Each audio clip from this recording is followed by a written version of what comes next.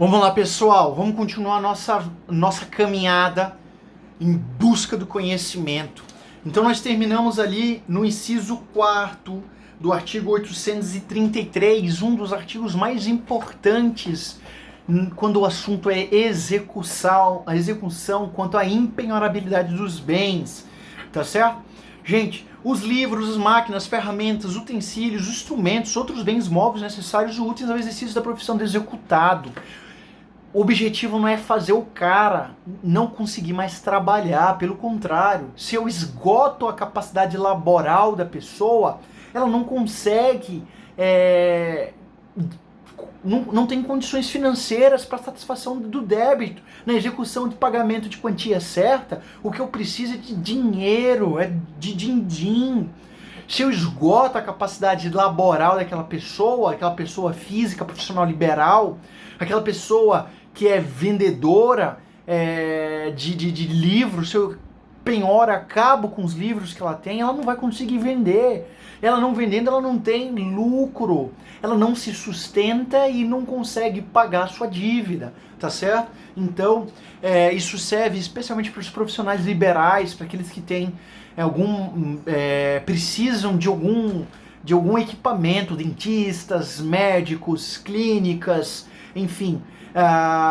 Imagina professor que dê aula online, que precisa de um tripé, de um ring light, de um microfone de lapela, sei lá. E se eu esgoto isso, eu acabo com a capacidade de produção de dinheiro daquela pessoa. E aquele débito, aquela dívida, aquele processo nunca vai se encerrar, tá certo? Seguro de vida.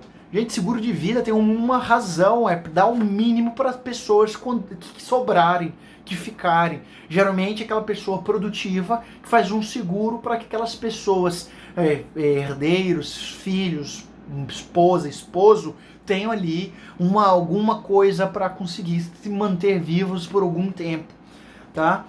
Materiais necessários para obras em andamento. Se eu estou fazendo uma construção, essa construção ela precisa chegar ao fim, seja porque essa construção é de uma residência familiar, seja porque essa construção é de um imóvel que vai ser colocado em locação e que ele vai gerar um fruto, vai gerar uma renda para o executado. Se eu tenho já uma aquisição de insumos para construção, eu não posso penhorar sacas de cimento, eu não posso penhorar milhas de tijolos, telhas, nada disso, tá bom?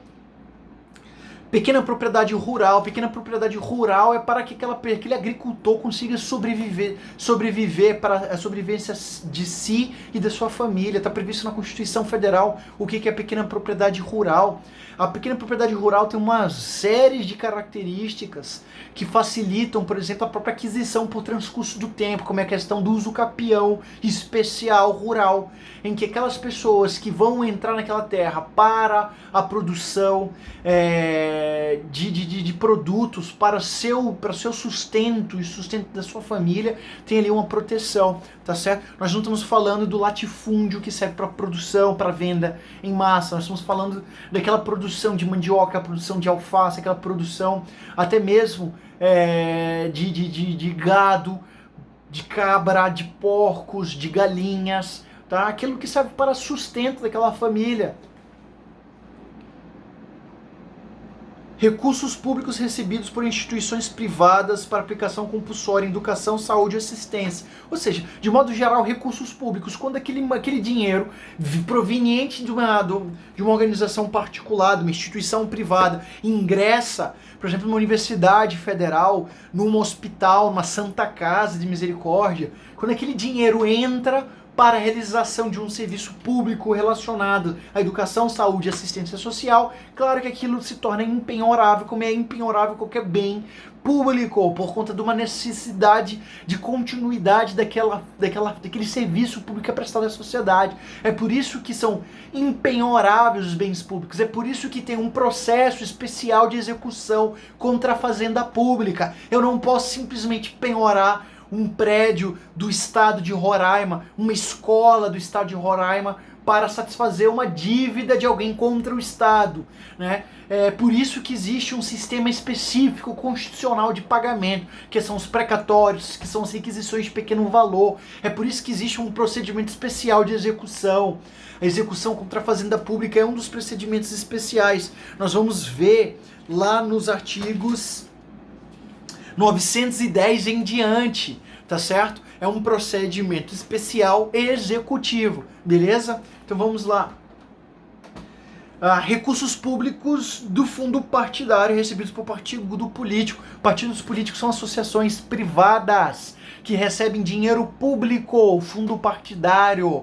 Então a maior discussão, porque queria se utilizar uma parcela dessa grana do fundo partidário que é utilizado para sustento dos partidos, tendo em vista uma perspectiva de que o funcionamento dos partidos são necessários para uma democracia, são filtros institucionais para ser possível uma participação popular mais efetiva, com uma representatividade de todas as categorias, camadas sociais. Então, numa perspectiva de uma democracia representativa em que há necessidade de participação de partidos políticos como forma de concretizarem e garantir os direitos de participação de todas as matizes sociais, o Estado repassa para os partidos políticos por meio do fundo partidário uma série de dinheiros que esses partidos políticos não conseguem. Partidos políticos não conseguem se sustentar por si mesmos, muito embora todos os filiados dos partidos políticos precisam pagar ali uma mensalidade. Essas mensalidades não são suficientes para o sustento desses partidos políticos. Então, considerando isso, o Estado brasileiro prevê a repasse de dinheiro público. Se esse dinheiro público é repassado com essa finalidade e esse dinheiro tem origem pública, se identifica que esse dinheiro deve ser também impenhorável, deve ser resguardado, portanto, a sua impenhorabilidade. Ou seja, partidos políticos podem ser devedores, podem ser executados, mas aquela parcela daquele dinheiro que ele recebe por fundo partidário não pode servir para penhora. Vai servir para penhora um imóvel, vai servir para penhora um carro, vai servir para penhora um sítio, um clube, qualquer coisa que esse partido tenha que sirva para aumento, por exemplo, de renda dele, tá certo? Mas fundo partidário não pode ser e é impenhorável. Gente, a quantia depositada em caderneta de poupança até o limite de 40 salários mínimos, tá?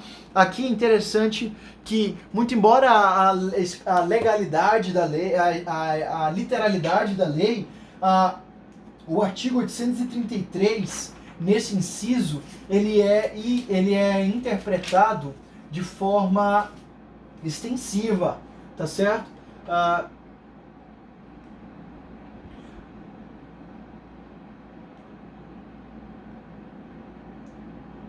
Qual é o objetivo da proteção desse valor? O objetivo da importância desse valor se dá uma vez que existem interesses governamentais relacionados ao investimento em poupança. A poupança é a forma de investimento mais vantajosa para o Estado, na medida em que, no mínimo, 65% dos seus recursos captados devem ser direcionados para operações de financiamento habitacional, sendo 80% desse percentual em operações ligadas ao sistema financeiro de habitação. É por isso que nós temos juros mais em conta para para financiamento imobiliário. Tá certo?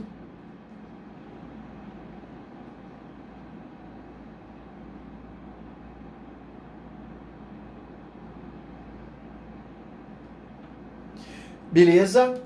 Então vamos lá.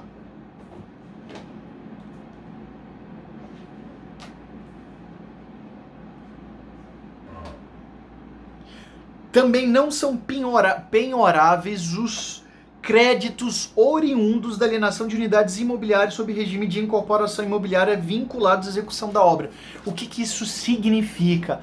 Existe em outros estados, a construção civil ela se dá muito mais de forma de condomínios edilícios, em edifícios com várias unidades, edifícios verticais, e uma forma comum de venda dessas unidades imobiliárias é na planta. O que acontece? Existe uma incorporadora, que muitas vezes é um grupo, que não necessariamente é o construtor. Esse grupo, ele vende unidades imobiliárias, ele vende unidades na planta, unidades que não estão construídas. O que ele faz? Ele vende mais barato, considerando que o imóvel na planta ele tem um risco maior, porque ele não está pronto, ele não está construído, ele não está acabado. O comprador ele não pode ver aquele imóvel. Aquele imóvel futuro é vendido um pouco mais barato, é mais em conta, é uma opção do comprador.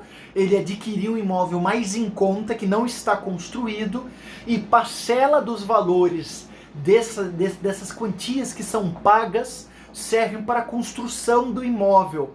Se a venda dessas unidades, uma parcela serve para a construção desses imóveis, nessa parcela não é lucro, geralmente o lucro só ocorre após a construção e entrega das unidades imobiliárias, porque tem ali umas parcelas mais caras, que é chamada chaves, que são as parcelas anuais, que são as parcelas que aumentam a partir da entrega da unidade imobiliária. O lucro geralmente dessas construções se dá a partir desse momento, de modo que até esse momento todos os valores recebidos são recebidos para a construção. Se eu permito a penhora desses valores, aquele imóvel ele não é construído. Se aquele imóvel não é construído, eu estou prejudicando aqueles tantos compradores que estão comprando aqueles imóveis. Eu estou prejudicando a economia, aquilo não está circulando dinheiro. A construção civil é um dos agentes da economia mais importantes para a criação de riquezas, para movimentação de riquezas. Então, se o legislador permite a penhora desses valores, aqueles imóveis que já foram vendidos não são construídos, aquelas pessoas que compraram tiveram prejuízo, essa pessoa que está com todo o risco da construção já não está dando conta de pagar, tanto é que ela já está devendo um exequente, e é por isso que tem uma execução. Então, para que isso não aconteça, o legislador prevê como impenhorável esses valores.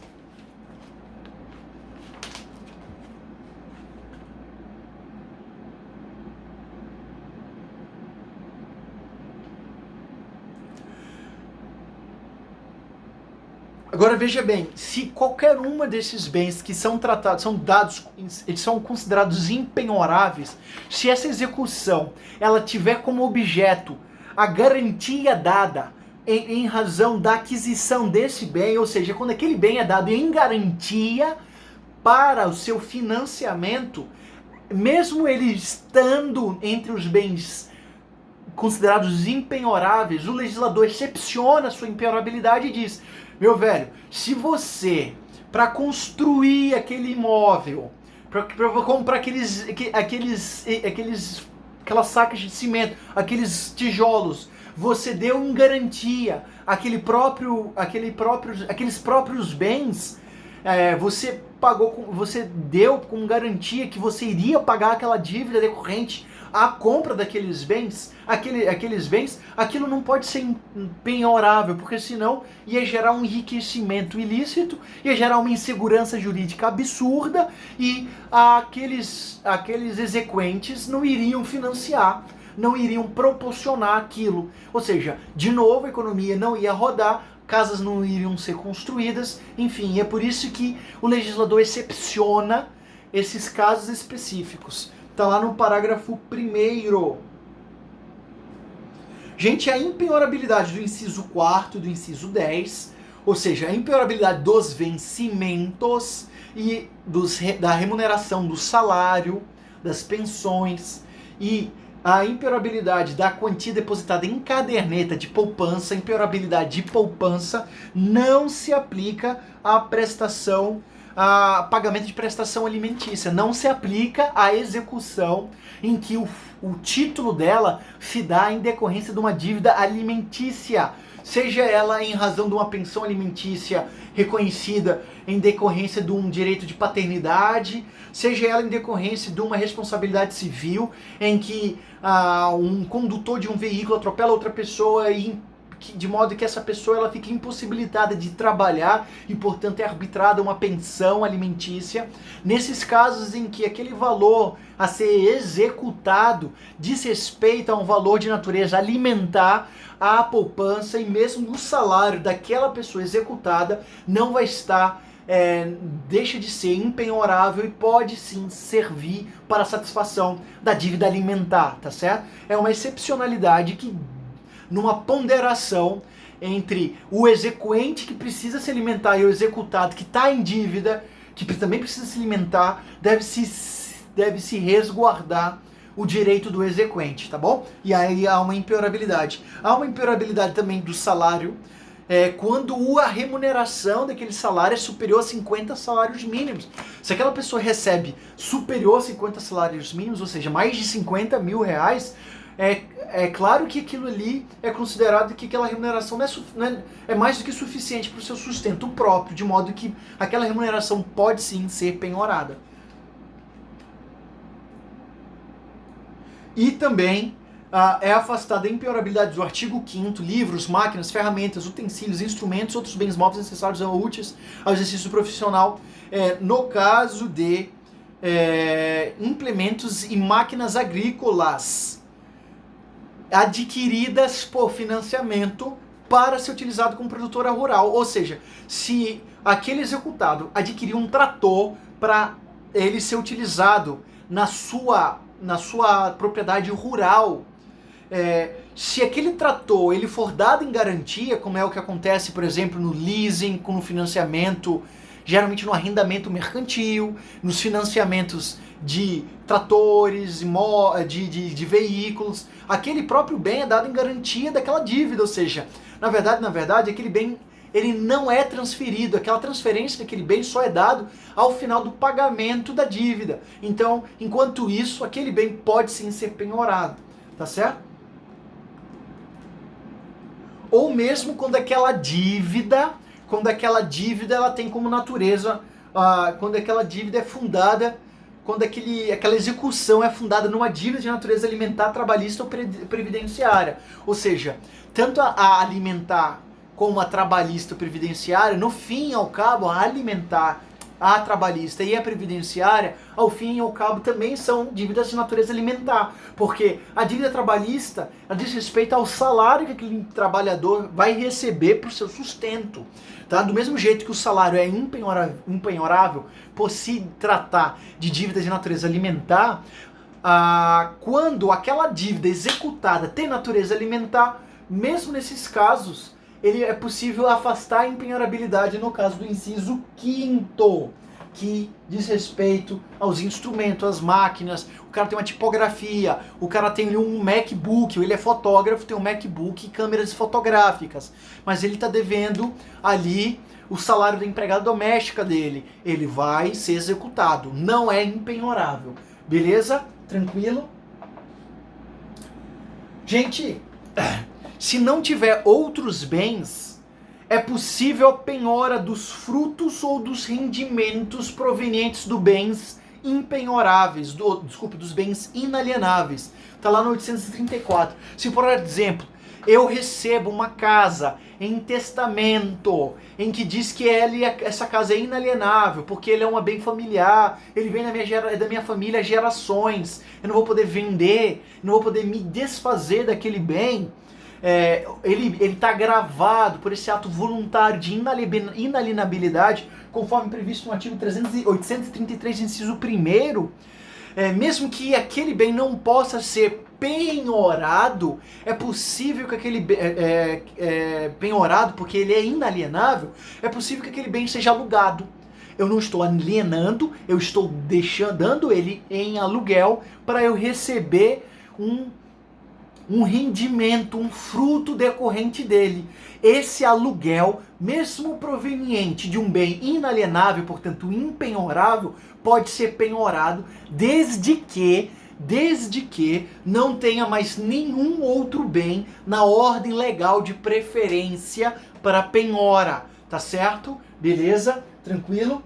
Gente, e qual é essa ordem legal de preferência? Está no 835, outro artigo extremamente importante para os nossos estudos em execução. 835 diz a ordem prioritária, a ordem número 1, gente. Se eu tenho uma execução para pagamento de quantia certa, uma execução por quantia, eu quero, ao fim e ao cabo do processo, dinheiro. Se eu quero dinheiro, a primeira ordem de penhora é no dinheiro, é no numerário, é em real, é em dólar, é em euro, é em ienes, é em dólares australianos, é em pesos. Tem de ser dinheiro, porque dinheiro é o bem, é a riqueza mais fungível, mais líquida. Você com esse dinheiro você faz que você compra o que quiser. Se eu tenho um bem, esse bem não tem utilidade para todo mundo, mas o valor correspondente desse bem, eu compro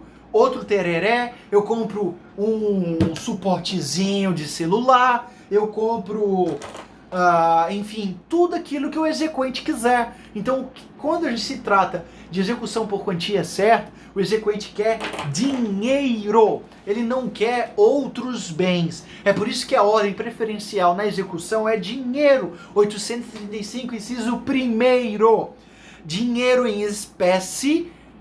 Dinheiro em espécie é aquele dinheiro papel, dinheiro moeda, aquele dinheiro que a gente encontra na carteira, ou as aplicações de instituições financeiras. Aquelas aplicações que podem estar em poupança, podem estar em CDB, em CDA, em investimentos em fundo, em renda fixa, em investimentos em renda variável, aqueles investimentos que estão sob custódia de uma instituição financeira, beleza? Dinheiro, portanto, é o primeiro lugar. Ao fim e ao cabo, o que o exequente quer na execução por quantia certa é dinheiro. Quando a gente executa, quando a gente penhora qualquer outro bem, ou o exequente ele fica com esse bem na adjudicação, pô, eu queria mesmo um suportezinho de celular para mesa que fosse também um pau de selfie.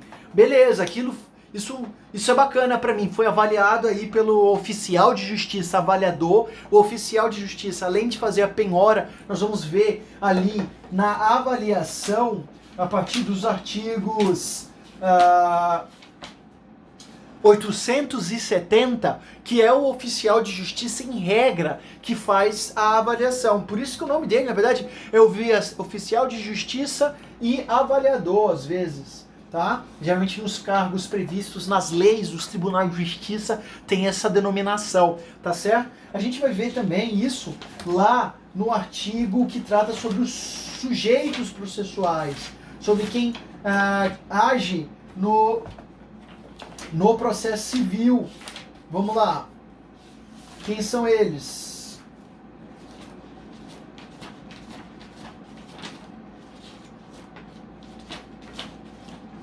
Os auxiliares da justiça.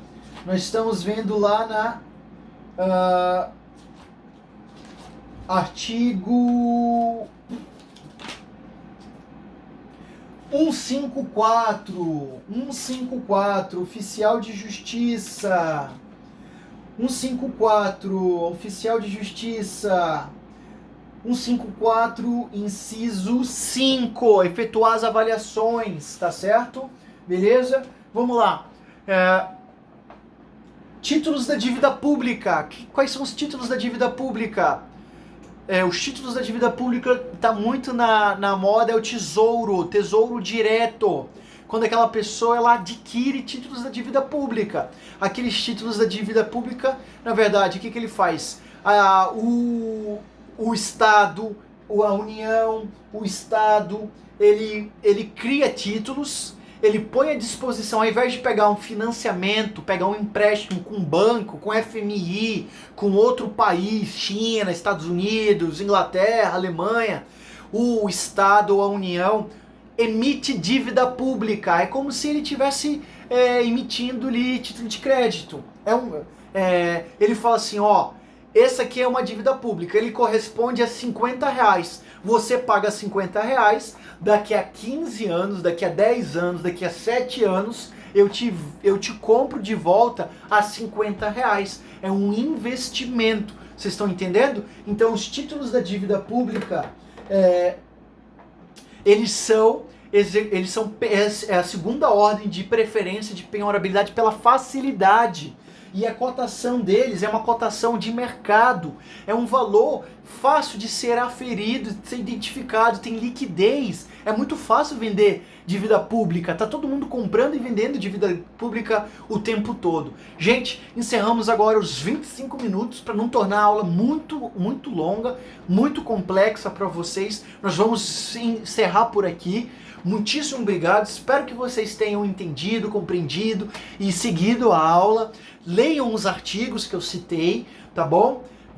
O livro de vocês, aquele material que eu sempre indico, tem lá. Qualquer dúvida vocês podem me mandar também pelo WhatsApp, podem me mandar pelo Instagram, @esdras.prof, pelo e-mail esdras.spinto@gmail.com, ou mandar pelo Jordan, que ele manda por mim pelo WhatsApp, tá certo? Muitíssimo obrigado, pessoal. Bons estudos, bom tempo, foquem no futuro, não se deixem se abalar e nem se entreguem. Vamos lá. Um grande abraço a todos e tudo de bom. Estamos juntos. Tchau, tchau.